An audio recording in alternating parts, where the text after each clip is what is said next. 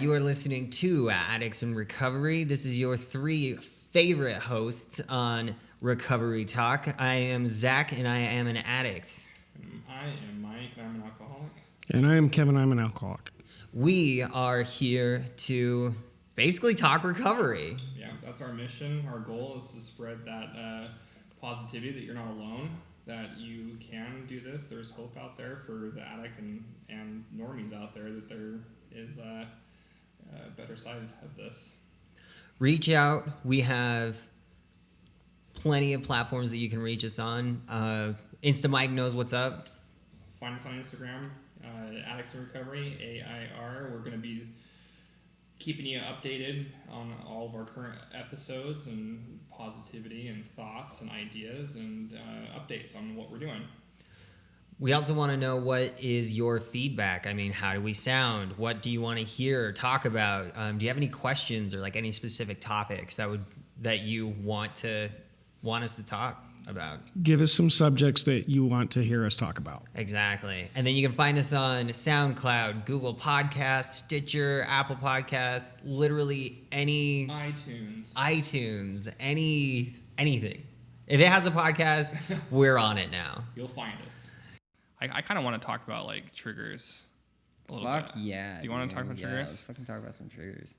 So, I don't know, like random things happen. Like, so like even tonight, like I gave my 2 boys, they jumped in the bathtub, and their shampoo like has this pine smell that smells just like gin. Oh, right. And like it took me like 3 times to kind of figure out like what it is. And all of a sudden, like I like closed my eyes and smelt it, and I just had these like horrible thoughts of when I drank Hendrix. Mm-hmm. Like and because it's made with juniper berries and Yes. it smells very similar. Yeah, That makes perfect sense. It was weird though. Like I haven't had one of those for a long time. I was just like, what is that smell? I'm like, oh yeah, that's Hendrix. Dude, it's crazy how it's insane how you can get a flashback just from a scent, right? Just because your olfactory system is just like hardwired to your fucking memory, right? So you smell something and you're immediately just like. But it goes to like places too. Like I know where I was. I was at Lucky 13s in Salt Lake drinking it. Ooh yeah. You know what I'm saying? Like I know exactly where and what happened. Like. It's kind of weird. I just like, I don't know.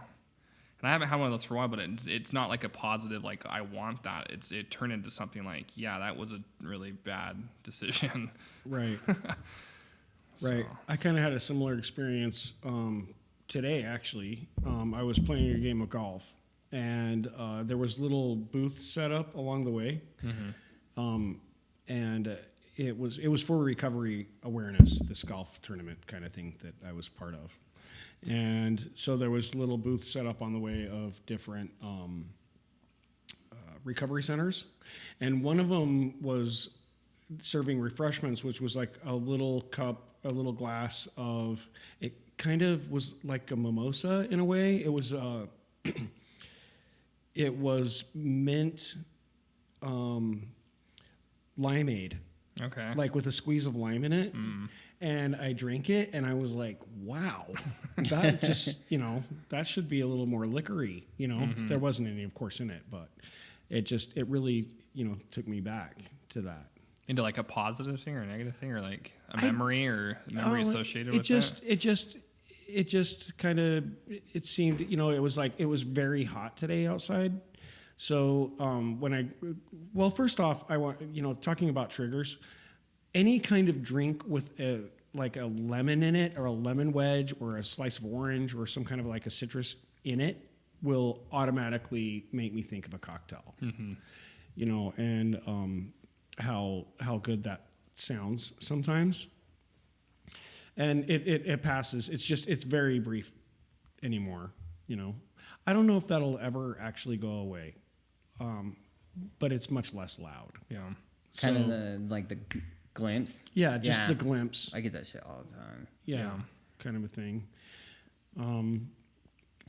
the other day we were me and Zach actually went to a concert in Boise, Idaho, and we went to this ice cream place, and this kind of tripped me up, and it was pretty loud in my head, although on the outside I really played it down because you're able to.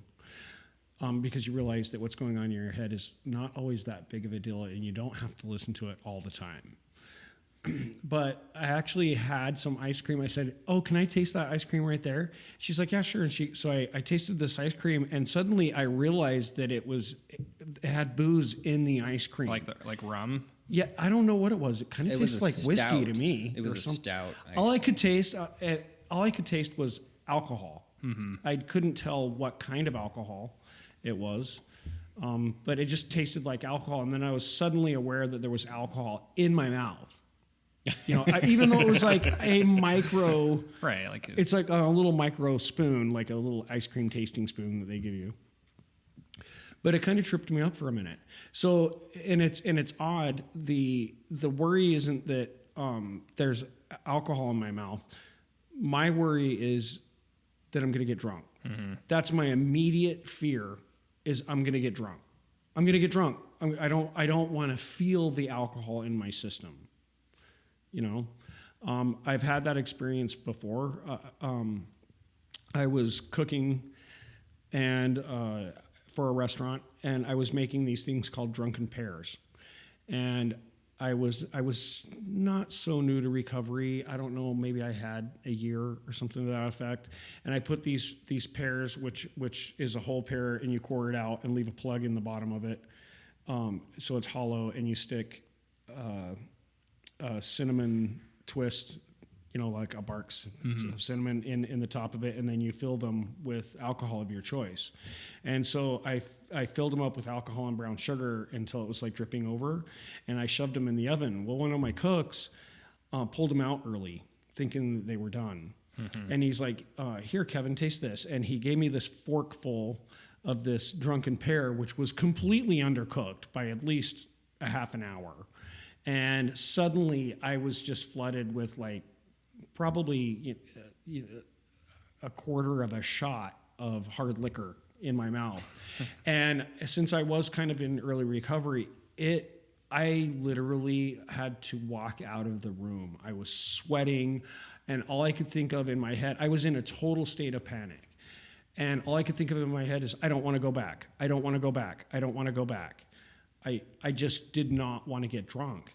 And it was completely, well, I'm sure it's understandable to us, but it was completely irrational thinking that I was going to get drunk off of this tiny amount of alcohol that I had just ingested on accident.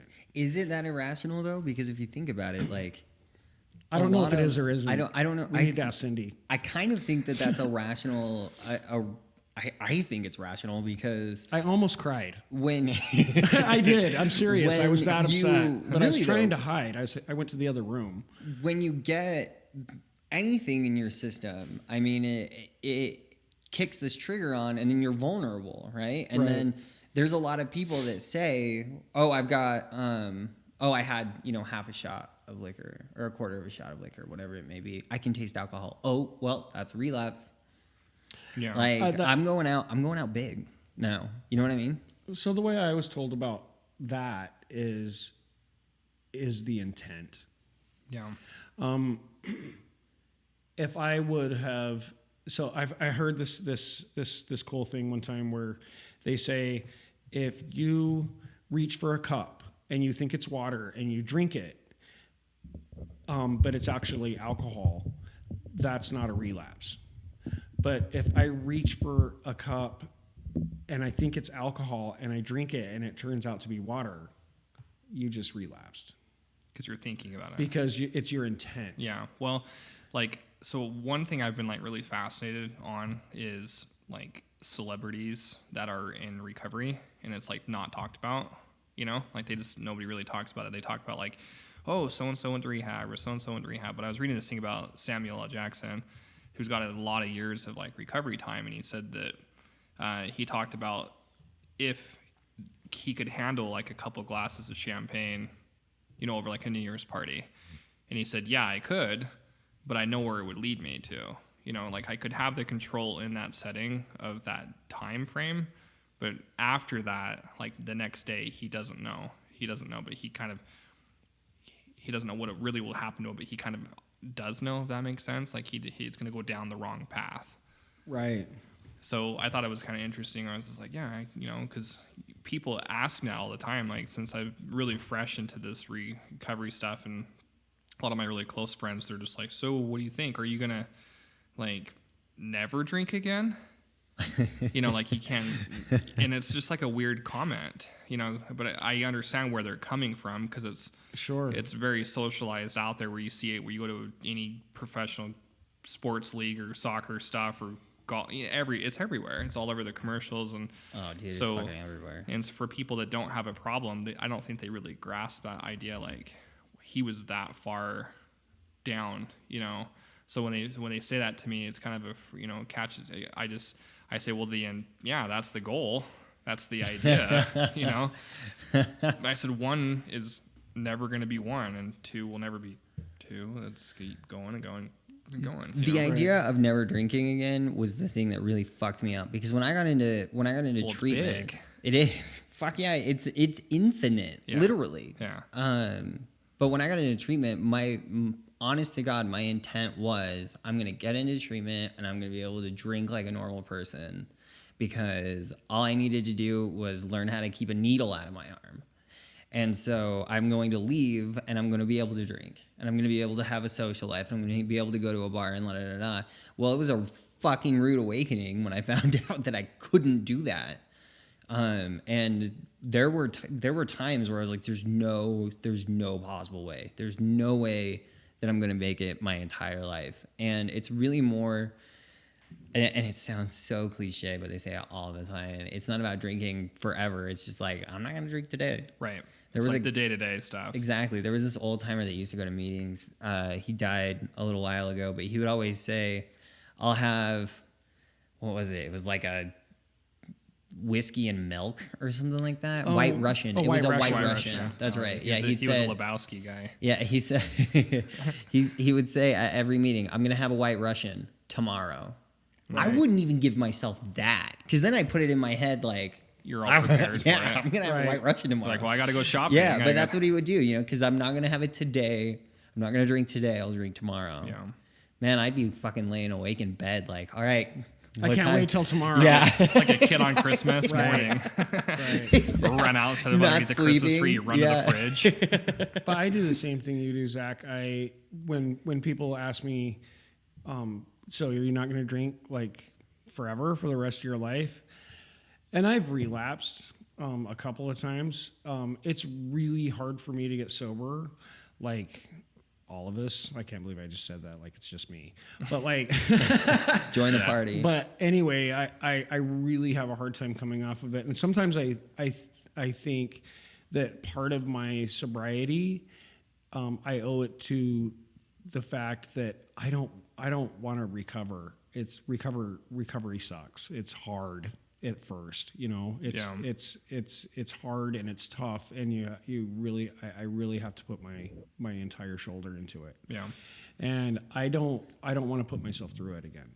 So when people say, do you you're never going to drink again, I say the same thing. I don't actually know, but what I do know is I'm not going to drink today. Yeah. And I say, and that really puts them at ease, and it gets me out of a situation where I have to explain myself. I'm just not drinking today. That's actually something that I'm facing right now at the moment, is the whole, am I going to drink? Am I not going to drink? Because I'm moving to a country that drinking is... Oh, it's everywhere. It's That's huge. socialization of, yeah. Yeah, I mean, I've been talking to some of my friends in Europe, and the way that they meet with their professors after class is at the bar. Right. They'll all, talk about their assignments over a beer. And A pint. Yeah, a pint. That's right. Yeah, a pint. It's a liter, motherfuckers. And so that's something that crosses my mind like regularly. How am I going to do this? How am I going to meet people in my age range? Because how many like 20 anything year olds are in recovery, right? Right. This is not very many. Usually they're still out there ruining their lives. We're still in the college phase. Yeah, exactly. And so I'm going to be living on campus in a college dorm that drinking is so normalized there. I'm pretty sure they allow it because where we're at, they don't allow booze on like really any campus. No. But over there, dude, you can have a 30 pack in your fridge and they'd be like, okay, you know, Can I have are you actually going to have booze in the house or not? Or like, what is this? Right. So what's your game plan though? I know you're obviously at the stage where you're thinking about it, but like, what's your game plan? I just said it twice, but My game plan is dynamic, to say the least. The first thing that I'm doing is, first of all, I'm keeping up with the podcast. So we're going to still be doing the podcast, which is something that I will, be able to work towards and have kind of a goal each week to work on. The second thing is every city that I'm going to, because I have this blog, the Addict Abroad blog. I'm going to a meeting in every major city that I go to, right? And then I'm gonna document like, what is it like? What's going on? Kind of what am I feeling? What's happening? And then when I get into the UK, and this was I think the first thing that I looked up was where meetings are around the university that I'm at. And there's a meeting within, I think the farthest one's about an hour commute, every night of the week. Everything is within an hour, at least every night of the week. And so there's going to be that. Yeah. I mean, and it's AANA. I mean, any 12-step meeting, they have it over there. I just have to go, well, but I honestly think from my experience of growing up 20 miles where I went to rehab, never thinking there was a rehab where it was, and then when I went there and every night we would travel around and go to different AA meetings, I didn't realize how big this sober community really is, Yeah. And I honestly think I'm sure you'll see it when you get there. You'll start to engulf yourself in it, and you're going to be shocked at how much is really around you. Oh, dude, I'm jumping in head first. These motherfuckers aren't going to know what hit them. Yeah. Who's this American? I've always actually. And what did he do? Yeah, exactly. I've always admired your commitment to recovery. Actually, you've been like a really big role model to me, Zach. Thank you. Because I remember he went to Alaska, and I remember you would call me and you'd be like, "Hey, what's up?" And I'm like, "Oh, not much." And what are you doing? And he's like, "Oh, I'm walking to the AA meeting," which was 2 hours. Yeah, it was a really long walk. And he would Damn. walk. Yeah. there, like in the middle of the wilderness. At least twice a week. He could have been eaten by a bear. I couldn't have. Just to go to the AA meeting, but he went. Yeah. Yeah, I'd go. I actually got a sponsor while I was there too. I was only there for like 4 months or something like that. I even had a sponsor while I was there. Yeah, that's really neat. So yeah, I'm really gonna do what I always do when I go into a new place. I mean, when I got home, the first day I went to an AA meeting. When I got to Alaska, I think it was within the first week that I was regularly going to AA meetings. I was already connected before I even got there. I had, I think, 2 phone numbers from people that already lived there that were part of the home group up there. And so I was already connected with that as well.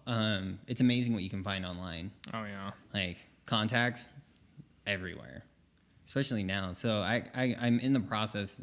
I guess I'm not really in the process. I attempted to call this line, but the time change is so massive. It's like an 8-hour time change, 7-hour time change, something like that. But they have a helpline. AA and NA both have helplines, and so you can just call them and be like, "Hey, I'm going to this city. I need to figure out where meetings are. I need to get connected with people," and they're right Link on it that. up. That's yeah, cool. They're right on it. I mean, they're happy to, which is great. Because how many helplines are you got? You have people that are like, "Yes, we would love to help you right now." I was Usually surprised. it's like the crisis on the other end. Yeah, exactly. What did you do? I was surprised on how much it helped. Like I went on this little vacation down south in southern Utah, and rock climbing, and there was I looked up an AA meeting. We went to an AA meeting one of the nights that we were, just going to go into town and eat anyway. And so we just went in and stopped at an AA meeting, and I was just really I was surprised at how much like recharged my batteries. Like, wow, I'm having like this amazing vacation, and I was able to hit an AA meeting.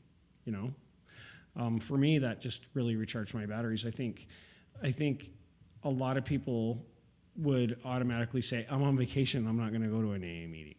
Right. I'm on vacation. Well, the fact of the matter is I can't take a vacation from my recovery. Dude, that's when you need it the most. Yeah. Man. Right. It's like usually that's like when your guard is like dropped. The thing that I love about that area is they have meetings. They have so many meetings that the first few times that I would vacation down there, they had a 7 a.m. meeting every day of the week. And so the first thing I would do is even on my vacation, I wake up at like 6:30 and get to that meeting. It's the best way to start the day. But it's Just fun.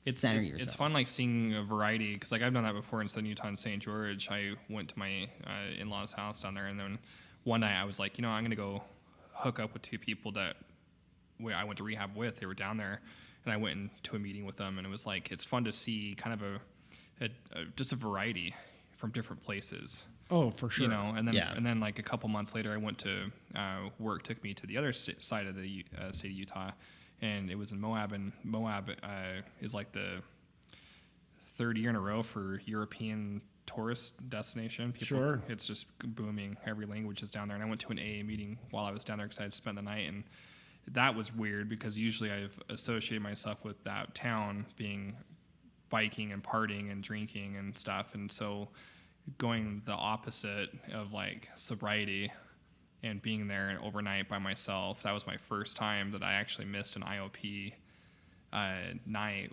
And I remember the therapist called me and was just like, "You're not here tonight, did you?" I was like, "I left you guys a message, I told you I was not going to be there tonight." And so then I already had that, so I was like, okay, I can't mess up. And then I ended up going to an AA meeting which was in a basement of a bank, and I would say 80% of the people that were in there were actually speaking different languages.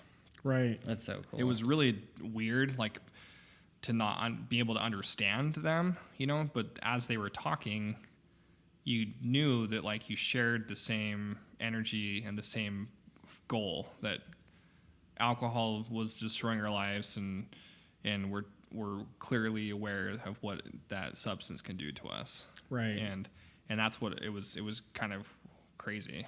I like the maybe it's psychological, but I like the fresh perspectives from like hitting meetings from other places. Oh yeah. Yeah.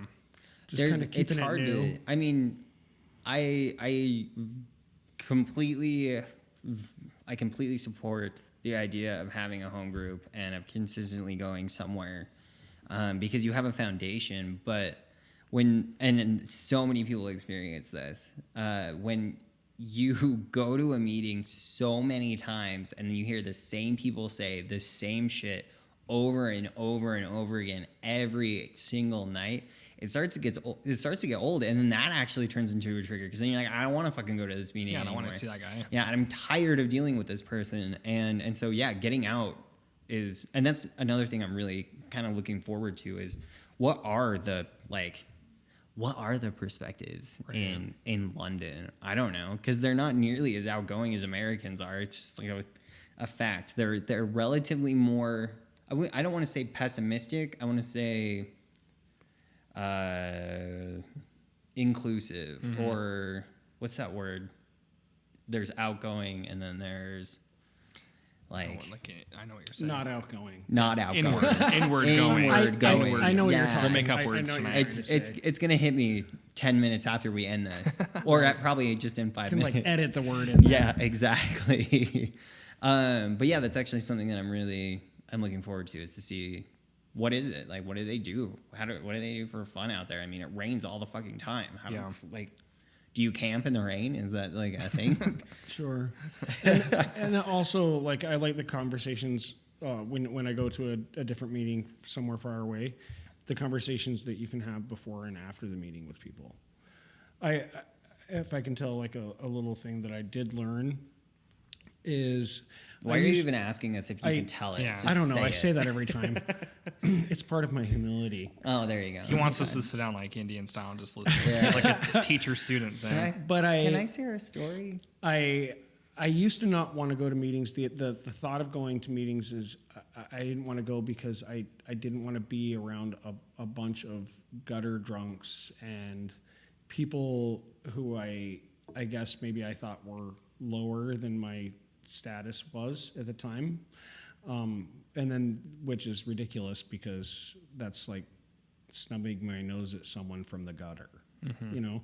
But I like the fact that when I go to different meetings, I can hear meetings from travelers, and you find out that a lot of people that are in meetings are lawyers and doctors and airline pilots and huge company and business owners, and these people that I guess aren't the stereotypical thought of who an addict and an alcoholic is. Right.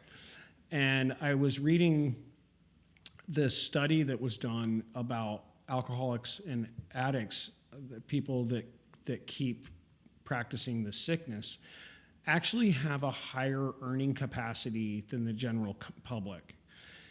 And so you wonder, you think, oh, they're so educated and they're making they're successful in their careers and stuff. Why would they choose to be alcoholics and addicts? And of course they don't choose that. But one of the reasons that keeps them that way, their intelligence in general with alcoholics and addicts, one of the things that keeps them in their addiction and practicing their addiction, their intelligence works against them because we think that we're going to outsmart it. And intelligent people who are alcoholics and addicts often die from it because they think they're going to lick it. We're going to figure this out.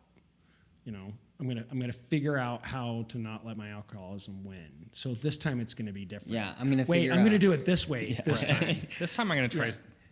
Tomorrow I'll just drink beer. Instead of Right. shooting meth, I'm going to try shooting heroin instead, Right. and I And think then I'll be I'm- able to function exactly. better. Yeah. And then I'm gonna stand on my head and drink it, and I'll drink less. Yeah. Yeah. And I'm gonna count it with my fingers and mark the bottle as I go down.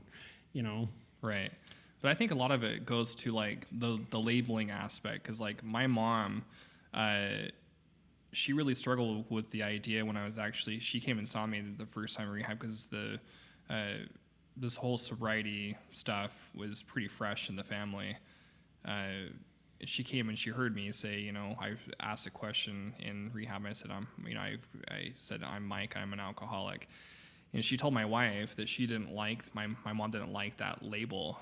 She goes, I don't think he deserves that label. Why does he label himself as an alcoholic? It was kind of a hard thing for her to kind of grasp, because you don't really want to. I mean, it's not like a cool thing. Mm-hmm. It's not something I'm just like. It's not something to just be proud about. Yeah, it's exactly. Just wave a flag around. Well, and going, alcoholism, of course, to a layman, is a mindset, Right. and not a medical Yeah. condition. So, excuse me. And it's an ailment or like a public, a personal, I guess, not defect, but you're I not would say diseased. that's fair. It's, Yeah, but that's the way it's looked at. Some Yeah. defect. So my wife and I were talking about it the other night and she was saying this, and my mom has changed her opinion of it, because I'm how do you say that? I'm trying to make myself better, I guess. Right. You're And bettering Self-improvement. self-improvement. There you go. I already told you my words never come Dude, out all clear. our words It's are messed make-up up word today. day. So my wife and I were chatting about this, and I said, yeah, but the biggest thing that you can do is you got to be aware of your situation. And if I'm aware that I'm an alcoholic, or I'm aware of what alcohol will do to me, then I actually take it as like a positive, because it actually creates me to be stronger, that I'm aware of what it will do to me. That's correct. It's the level of humility. Right. You know your limitations. But you don't see it in like social in other ways of like, hi, I'm Mike and I'm a shopaholic. Hey, I'm Mike, I'm an overeater. Hey, I'm Mike, I'm Little does everybody know, Mike I'm a- actually weighs 200 pounds overweight. Right. He's sitting at a solid 450 right now.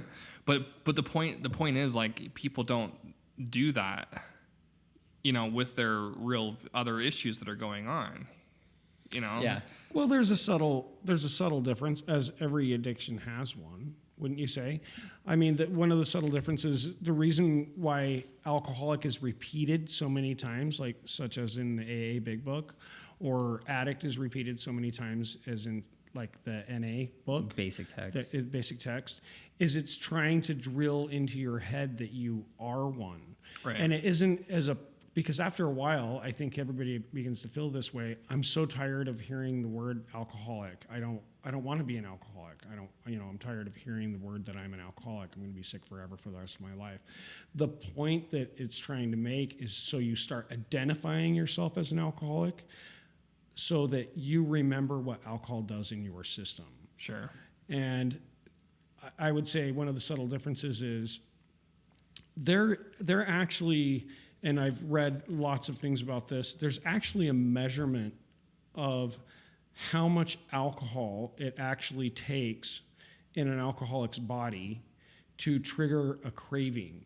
And that's very important for an alcoholic to remember the difference between a craving and an urge, or a thought, I want to drink, wow, that looks really good. Well, that's a stupid thought, There's a huge, very, very big difference between an urge and a craving.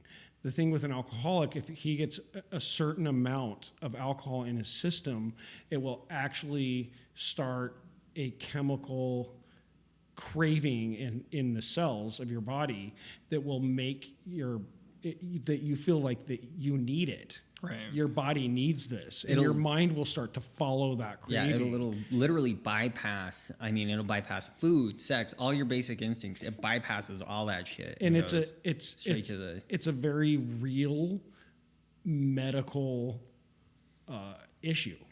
It's a physical an anomaly is what they used to call it. They used to call it and they still call it to this day, an allergy. It will trigger a systematic flow of things in your body that's very real, and a non-alcoholic doesn't understand that because that doesn't happen to them. Yeah. So, going back to what you're saying about the shopaholic and maybe a gambler, I'm not saying that any of those are any less valid, but there are subtle differences there. You just don't want to put yourself into a situation where you start that craving all over again, and you haven't even drank anything. You just Right. ended up with a certain amount in your mouth I- that went into your system. Right. I think nobody wants to identify as less than. I think that's the hard part about it. Is nobody wants to identify as, hi, I am Zach and I am weaker than you. Right. Or different than or you. different than you, or less than you. And I totally get the repeat it over and over and over again, and it gets really fucking old. But at the same time, when you hear it over and over and over again, it's also from all these other people, you're not alone. Right. Well, on top of that, like in my parents' situation, you don't want to see your child in that type of a way and associate your child that way. Like Sure. you want Makes perfect sense. you want like your son or daughter to be higher than that, Yeah. And like I can see that where a lot of people associate it as like failure and like and for me, I feel like I am failing when I don't make that part of who I am now. I feel like I'm dropping my ball and I'm lowering myself of like I am very prone to jump back onto that ship again if I don't do the opposite and be aware of it and be positive, like, okay, look how much good shit's happened because I've not done that. So Sure. I will keep associating myself with that, Sure. I don't have to tell myself anymore when I'm offered a drink at a party, or like I've said before, I get into the worst kinds of trouble when I'm by myself. Actually, it's easier for me to deny a drink if I'm at a party than if I say ended up for some bizarre reason with alcohol at my house when I'm by myself. But now I've come to the point where I don't have to say, oh, I'm an alcoholic. I don't have to do that. I don't even have to say that in my own head. Yeah. It's just when I'm offered to drink and it has alcohol in it, I'll just automatically say, oh, I don't want that. Yeah. Well, it's You like know? it's like I went easy. to like there Because alcoholic was embedded in me. Sure. And it was repeated. So thank you for that. So like I'm still I'm climbing almost to my 1 year mark now. Dude, you're so fucking close. Few weeks away, super Wow. close, super Nice. close. And but like there still is a lot of people that I around that like we're not super close, that I don't really feel like it's all that appropriate. Just be like, here's my story. But like there's a few times we hang out with some people, like we did on Monday night. We went up to the ski resort and watched a movie at night, and one of my friends that we kind of associate our kids are the same age and stuff. He like handed me he's like, do you want some of this? It's a flask of, he was like, it's Jeremiah weed. And I was like, oh dude, I'm good. And like, it wasn't the thought of, you know, I was like, well, thank you, you know, cause he doesn't know. If he knew, he'd be really sad that he offered me something to drink. He's like that type of person. He'd be like, oh shit, I had no idea. But I like thought about it for a second. And I was just like, man, even if I took one pull of that thing, it wouldn't do shit to me. It'd Like piss you off. Yeah, piss me off where I'd be like, you know what, I need to go grab his whole flask and probably just pound the whole thing out, because that's the only way I would get some sort of reaction out of it. And it's just like, but you're sitting there just like watching the movie on the hillside, enjoying like outside nature and stuff, and then why the fuck am I thinking about this? It's like, go away. Yeah. Right. You know, why am I wasting time with my family, with my kids, and watching a movie? And why is this noodle in my head? Right. And I was like kind of talking myself through it, and it's been a helpful thing where I'm just like, okay, well, think about it. Your friend doesn't know. He's be nice. If you did it, you know, you can do it anytime you want to technically, but you're not. And it's just like this mental. Suddenly I call becomes it, your thought theme. yeah, like I call it like my mental gymnastics, where you're just Yeah, like absolutely. kind of jumping through it, and you're like, okay, and also, absolutely. also I'm just reach my hand down to some popcorn and start eating it. I'm just like, okay, like why does this so much energy get so caught up into it? I think a lot of us put. I know I do. I did for a really long time. I'm to the point now where if somebody like sets a drink in front of me or offers me a drink, it's just instinctively, I don't want that. Like, no, I'm good. I'll have, you know, my fucking LaCroix, my sparkling water. I don't He's know. on a LaCroix thing. I really am on a LaCroix kick. Pamplemousse is the best. So LaCroix, you should definitely sponsor us. I saw a funny thing. Somebody says, you know what LaCroix tastes like is when your foot falls asleep. That is funny. I could see that. Yeah, I was wondering why I like that so much. But for years, actually, the first probably year or two of recovery, I was consistently coming up with ways of how I could get out of having a drink from somebody offering it to me, because I would create this thought in my head that they were then going to, you know, if they offer me a drink and I say, nah, I'm good, they're going to immediately think, ooh, what's wrong with this motherfucker? Yeah. Like, what, are you too good for a drink? Or that I'm just different. And instead of just saying, you know what, I don't want that, I'm good. Like, I'm going to drink a fucking mineral water and I'm going to be fine. Who knew drinking water would just be fine? Yeah, no Water is kidding. fine. Like, nobody it's- cares. It's just different though. Like so my wife and I, we went on a date night about a week and a half ago, and we were sitting there, and she goes, is there any parts of like living the way that you were living do you miss? And I said, well, basically, like if you did that thing where you draw two circles and the kind of the pros, cons, and the stuff in the middle, you know, of all the good, bad, ugly. I was like, obviously the pros are way, way outnumbering all the bad stuff.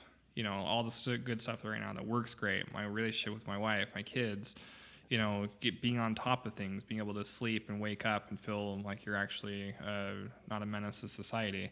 You know, that I'm actually, you know, working hard at my job. But there was like these, she goes, well, what do you miss? And I said, you know, there's like parts of it that I just like, that going and socializing with a couple of your pals and catching up and having a couple of beers at a bar, I do miss that. because you don't just go to a bar and just like order a Sprite. Right. You know what I'm saying? Yeah. And like, and so that to me, I was explaining that to her, and she's like, "Yeah, I bet you that would be kind of hard." I was just like, "But it's not something that's like, well, I want that back." But it's like maybe that happens a couple times a year when I was doing that. But I said even when I was doing that though, it was a very controlled setting. It was like it was like a midday, or not midday, like a midweek, I should say, at night, where we're still like, well, that was fun catching up. I got to go to work tomorrow. It wasn't like Rager. Yeah. So it was. I said, but that was the difference. It wasn't like It was just the socialization aspect of it. And I said, and I just don't see myself ever doing that, to go hang out with them at in a bar like that, or like at a place in a setting to like go drink a Sprite. I just want, it's like I don't want to either. Fuck yeah, that, it's man. like what you were saying, people, places, or things. Why would I want to go do that? Yeah. So she was like, I totally understand. I get where you're coming from. And I was just like, but you have to kind of take the good out of that and like realize, okay, there was some fun stories and cool stuff that we did and positive things, but now look how much positive that there is. And that's obviously a better path. I mean, with whatever you do in your life, you have to always give up something, in my opinion. Like, you have kids, you give up a lot of your own time to focus on them than you would be being selfish to yourself of more activity. So like, it's just kind of a life change. And that was like the number one thing my therapist told me, is like, it is creating a new life. And so it's just kind of that reflecting thing and being able to talk about it and openly talk about it. Cause I struggle with that. I always struggle with communicating and expressing people how I'm feeling and stuff like that. So it was kind of fresh to be able to talk to my wife like that. And I was like, are you worried about me? You know, she's like, no, I think it's healthy that we're actually talking about this stuff, because usually we don't talk about this type of thing. Right. So it's just life change, I guess. Life changing. Absolutely. So It's crazy what open communication will do with a relationship. oh yeah. Like, off the chart what open communication will do. Right. Yeah. No, one of the things that I had a really hard time with, that I still I sometimes have a hard time with, is just opening my mouth and saying something. I was listening to this podcast that Dax Shepard does, and it's such a good podcast, because he'll bring on these celebrities and these A-listers, and he doesn't focus on, he doesn't give two shits about how they're famous. He doesn't give he just doesn't even focus on what they've accomplished as much as what's really going on.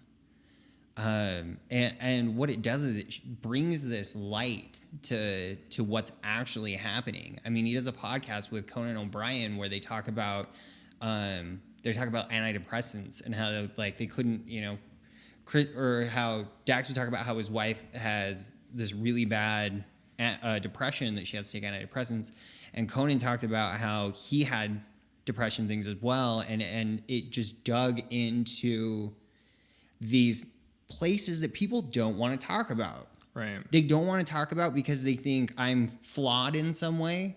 So I'm not going to tell you what's happening right now. But what it does is it opens this door to what we need, which is telling people more about how we're feeling, because we're not alone.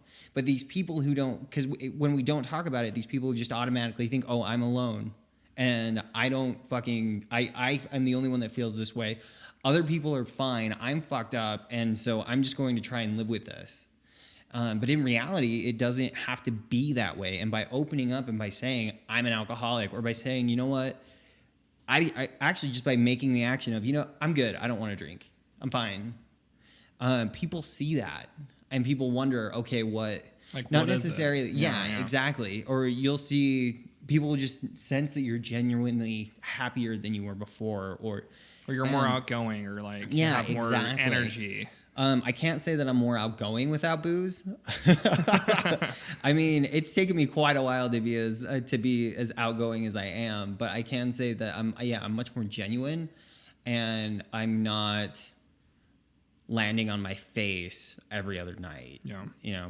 Chipping a tooth or whatever else Right. it is. But it really does. It opens a dialogue.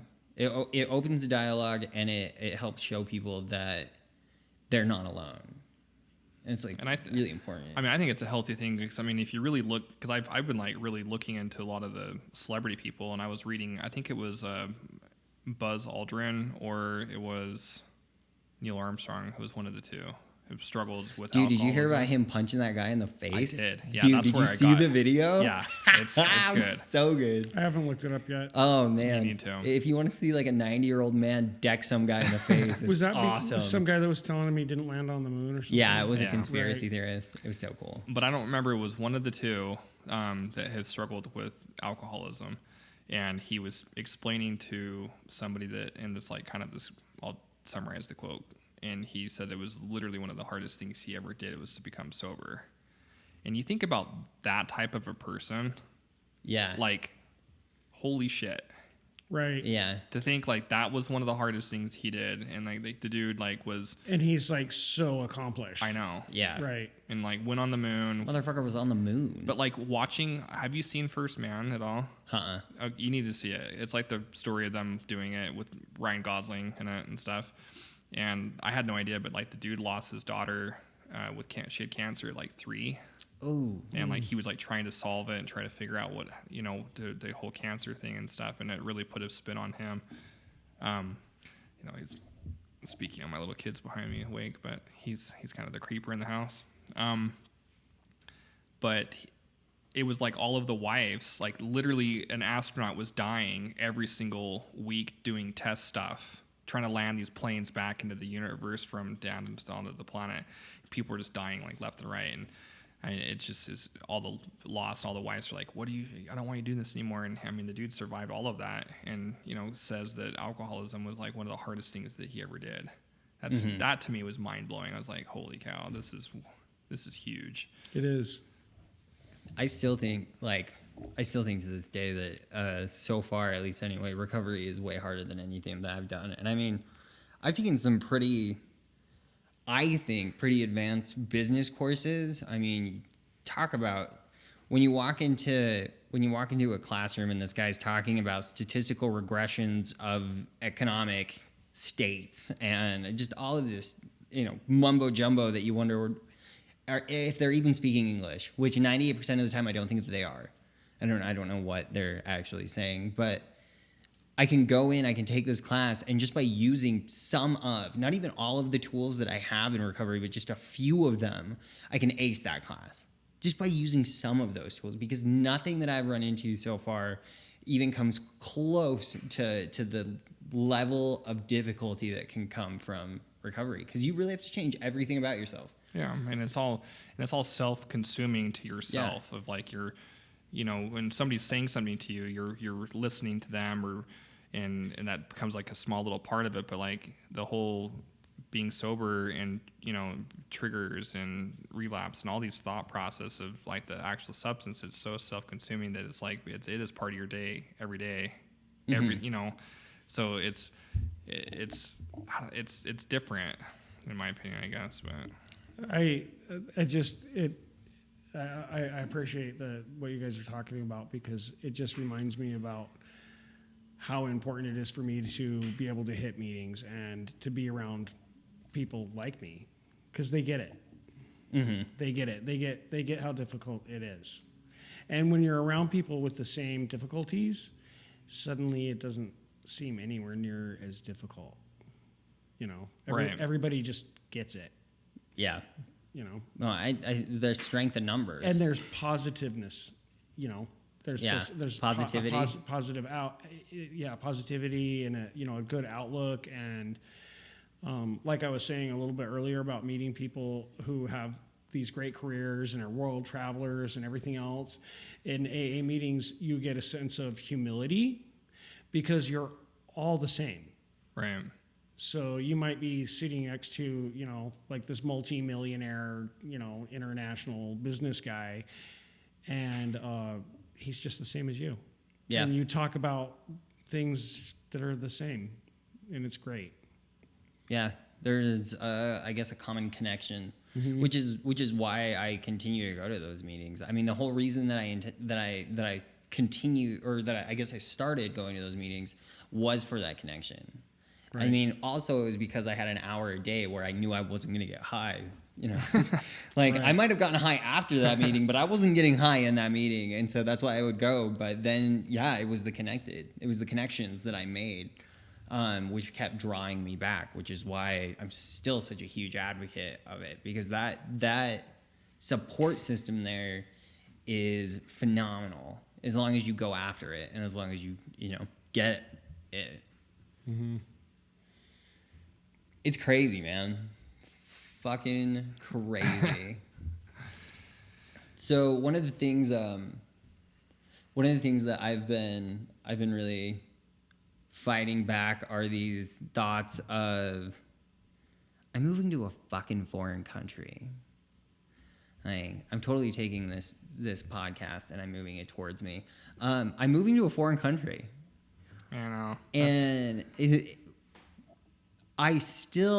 reason that I'm bringing this up is because talking about hard things in life, this is going to be easily one of the hardest things that I've ever done. And to look at it as anything more than what I looked at it towards. Mike is wrestling a child right now, so I'm getting a little distracted. To look at it as anything more than what I did to get to where I'm at in my recovery would be asinine, because it's not. Right. It's much less than. If I take the tools that I learned while I was in recovery, being committed to going to meetings, being open to meeting people, being open to trying new things, all of those things will lead me to success. I mean, it has before. I don't see why I won't anywhere else. And so Right. even though I'm taking on this huge commitment, it doesn't necessarily, mean I'm going to fail. Right. That makes perfect sense. sorry, I'm winded. You're good, man. I thought you run did that downstairs. so Good. well. He snuck up real quick too. Well, he's like a little cat, you know. And like, Oh, man. it's like one thing too, not to like change gears, but what Cindy was saying last week too about, her son of one that was like really emotionally connected with things, and I'm so winded. But he's like the one child that like he's so like he'll hold little bugs and talk to them, and he's super connected. So I'm just like maybe become super hyper sensitive. I'm like, okay, thanks, Cindy. I gotta watch that. Now I gotta I'm catch that. terrified. Like, I don't know. My kid's gonna have a bottle of booze in his mouth at the age of 5. I know. That's great. Well, actually, one thing that she did teach me was that shame is passed down from parent to child. And so if you work towards fixing your shame and working on your shit, it won't get passed down to them. So they may be more, DNA is something that's been proven to put you more susceptible. But the other thing is the parents' level of healthiness. So if you have a healthy level of living, then you're minimizing their chances of getting, I wouldn't say getting addiction, but I would say falling into it drastically. Like drastically. I could see that because like I look at a lot of my wife and I actually talked about this the other day because a lot of looking at some of my really really close friends, and I'm wondering like what, like I look back at a lot of their success, I look back at their parents, and it's like the relationship that they have. If you create this parent-child relationship where like your child literally has a problem and they come to parent to talk about it versus of like I can't talk to my parent because they're going to judge me or they're going to tell me I'm doing something wrong or I'm a failure or this, that creates such a negative impact on them. They'll be more willing to catch it or to confront it early on. Right. Wow, I think I might be developing a problem. Right. Like nothing would make me feel more proud as a parent is if like my child, in an older age did something that they shouldn't have done and the first person they call is me.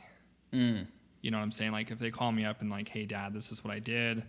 Most of my friends are doing this and like we could get in trouble for it, or we smoked weed around the school, or Right. anything like that where I could be not just like shocked and be like, I can't believe you did that, but at a level of like, hey, let's talk about it, and like really sit down and kind of walk the steps through it. Cause I feel like it's so hard already being a parent, and the harder way to raising a child is to just tell them, you know, Yeah. versus of like the real why behind it. Well, Right. absolutely. And it's so much harder. It's so much harder to be like, I don't know, just the why behind everything. So, and having them talk about it to you of the situation, and I'm not like saying I'm excited for that, but like I really hope that I can create that type of balance with them. Yeah. Oh, no, yes. I hear you, man. Absolutely. And you're sober enough to do that. Right. Yep. Versus the opposite, where I'm like drunk on the back porch and, hey, you want to come join me? No, I'm just kidding. But like, Because that's how you sound. Too. yeah, right. So, like, yeah, I'm when you have, yeah. Like, you've been smoking for the last 50 years. Hey, you want to come join Hey, me? come out here. So we're running out of time. Is there anything, what do you got final thoughts, guys? You know, I think just keep the grind on. And I think just on your hard days, like I've had as well, where I'm like, you know, this might be better to go off and go do, you know, drink or something like that. It's not, I just really focus on the positive. You know, all of the really good things that are happening around you and all the shitty things that happen because of it. And I hope that that's enough persuasion to push you through another day, you know. I wouldn't think of the forever. I would go to the slower stuff that, you know, that you're not alone out there, and there is a way out. Just keep going. Good shit. Yeah. What I wanted to say when you were talking about how, you know, some days when you were like maybe for a minute or whatever, where you're thinking about what you missed, you know, when you were drinking or whatever. Of course, there's going to be that. There's, like I think I said before, if you didn't have some good times when you were drinking and drugging, you didn't do it right. Right. So, you know, there was a reason kind of why we ended up where we were. We were having a great time, and we wanted to have all that great time right now, all of it, and we did, and that's why we used it up. You know. And, but I just wanted to say, you know, keep trucking, because sometimes I actually do get in those moods where I forget how much better it is. And the only reason why I forget how much better it is because it's so different. It's not comparable. Yeah. And it's so much better that I forget that it's better. You know, it's just so beyond different. It's so, yeah, just keep doing it. And if it sucks at the moment, because I did say that, you know, recovery can suck. There's moments that are really hard. Let it suck. Just let it suck. And just don't drink, don't use, because it's going to change abruptly and it's going to be better. You know, long-term better. I used to say, I'm having like these really weird breakouts of serenity. You know, even if they Is were there like, something wrong with me? I know, it's like, oh my God, I'm feeling like I've been feeling okay for like a whole day. Oh my you know? God. Yeah. So I forgot to tell you. I had to tell you guys a funny story. Do we have time for a minute? Yeah, we got time. So Permission asker. Permission granted. Yeah. Ching. So I forgot to talk about this. So the other day, my dad called me like 7:00 in the morning, and just kept calling. And I was like, "What's going on?" And I finally answered. I was like, "What's up?" And he's like, "We have a tea time in 5 minutes. I totally forgot to tell you yesterday about it, and it's a tournament." And I'm like, "Are you sure you really want to do this?" And you know, my dad being who he is, just like super, you know, get over here now, impatient. So I'd like zipped over there, and like they're already on the tee box. 2 dudes I've never met, and then my dad. So I'm just like, okay, here we go, and start to golf. And I like first tee off a hit, just smash the ball, not even remotely where it needs to be, and it just like kept spiraling down and down and down. And like the first thought was like, I just started getting like super triggered.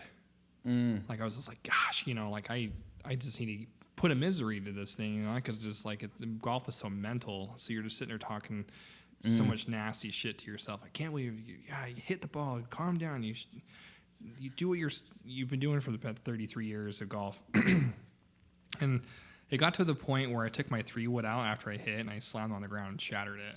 Wow. Yeah. And my dad was just like, he finally was in the golf cart with me. He was just like, is everything okay?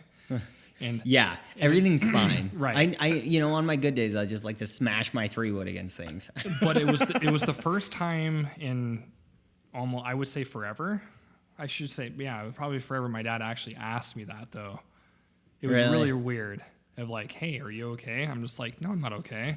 He's like, well, why? And then he's like, why not? I'm like, well, 1, you never told me that we had a tournament today. 2, I don't even know who these people are that we're golfing with. 3, this is embarrassing because the first, you know, just like I went on and on and on. And like right after I did that, like it just like brought a peace of mind. Like I talked it out. I fought through it. I mentally just like pieced the whole thing back together and I started to play okay again. You know, so it was just a weird thing, but it was just like I got super triggered for a bit. I was just like, I want to just go like, fuck this sport. I'm going to go to the bar.